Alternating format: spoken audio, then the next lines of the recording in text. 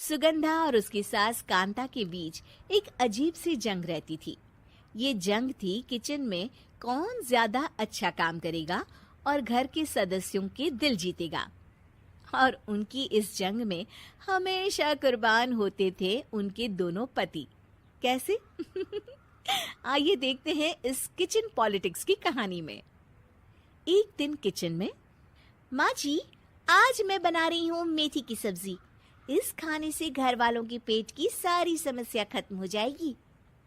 और मैं बना रही हूँ तड़के वाली छाछ, जिसे पीते ही गैस की समस्या कभी नहीं होगी।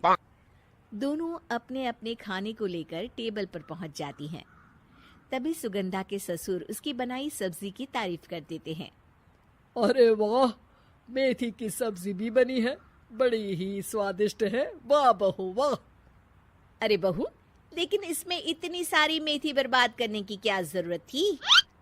देखिए माँ जी, ये तो वो मेथी है जो आप रात में भिगोकर सुबह उसका पानी पीती हैं, और जो मेथी फेंक देती हैं उसी से मैंने ये सब्जी बनाई है। अरे वाह बहू, तुमने तो बड़ा ही समझदारी का काम किया। बस अब क्या था, कांता जी का तो मानो ये सुनकर खून ही सूख गया। वो फैसला कर लेती है कि किसी भी तरह वो अपने खाने की तारीफ लेकर ही रहेगी और सुगंधा को किचन में उसकी गिनाएगी। कांता फ्रिज खोलकर देख रही होती है और फिर सुगंधा से कहती है, अरे बहू, ये क्या, पूरा फ्रिज गंदा पड़ा है। तभी वहाँ सुगंधा का पति आ जाता है। वो सुगंधा को डांट कर कहता है, सुगंधा, तुम्हें कितनी बार कह रखा है कि वायरस फैल रहा है, साफ सफाई का पूरा ख्याल रखना है, लेकिन तुम किचन में इतनी गंदगी रखोगी तो कैसे चलेगा। सुगंधा सास की तरफ देखती है जहाँ वो मुस्कुरा रही होती है। सुगंधा समझ जाती है कि सास ने उससे बदला लेने के लिए ये सब किया है। दोनों रात के खाने की तैयारी में लग जाती हैं। दोनों ना एक दूसरे की तरफ देखती हैं और ना ही एक दूसरे से बातें करती हैं। रात को खाने की टेबल पर एक एक कर दोनों कई तरह के अलग अलग व्यंजन टेबल पर लगा देती हैं और अपने अपने पति के पास जाकर खड़ी हो जाती हैं। अरे खाइए जी खाइए, मैंने बड़ी मेहनत से बनाया है। प्लेट में वो खाना डालती हैं। सुगंधा भी दोनों की प्लेट में खाना डालते हुए कहती है, बड़ी ही मेहनत लगी है इस खाने को बनाने में। हाँ, दोनों को ना चाहते हुए भी सारा खाना खाना पड़ता है। कहीं दही तो कहीं मलाई तो कहीं मसाला। और इन सब के बाद दोनों बड़ी ही मुश्किल से अपने कमरे में सोने जाते हैं। लेकिन अगली सुबह सुगंधा का पति चिल्ला रहा होता है, हाय रे, हाय मेरा तो पेट खराब हो गया। हाय माँ, बहुत दर्द हो रहा है। तो वहीं कांता के कमरे से भी कुछ ऐसी ही आवाज आने लगती है। हे भगवान, इस सास बहू की लड़ाई हमारी जान लेकर रहेगी। जाओ कोई डॉक्टर को बुला कर लाओ। डॉक्टर आते हैं।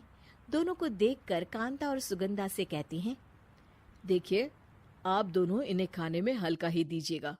हो सके तो रात का खाना जल्दी खाया करे और वॉक किया करे। इतना कहकर डॉक्टर वहां से चले जाते हैं। जिसके बाद एक बार दोनों बहुएं किचन में जाती हैं और खाना बनाने में लग जाती हैं।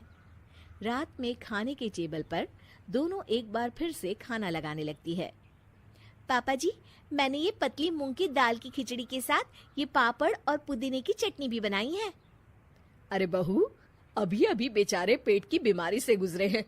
इतना भारी खाना तो डॉक्टर ने भी मना किया है ना। देखिए, मैंने आप दोनों के लिए सूप बनाया है। और दोनों उन लोगों की प्लेट में खाना डालने लगती हैं। तभी दोनों एक साथ बोल पड़ते हैं, बस करो, हमें माफ करो। हमें नहीं खाना इस घर में, ना खिचड़ी और ना ही सूप। हम इंसान हैं, एक वक्त में एक ही खाना खा सकते हैं।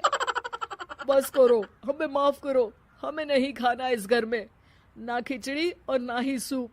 हम इंसान हैं, एक वक्त में एक ही खाना खा सकते हैं। इतना कहकर वो दोनों वहां से चले जाते हैं। कहानी का अंत। आप लोग उम्मीद कर रहे होंगे कि अंत में सब ठीक हो जाएगा।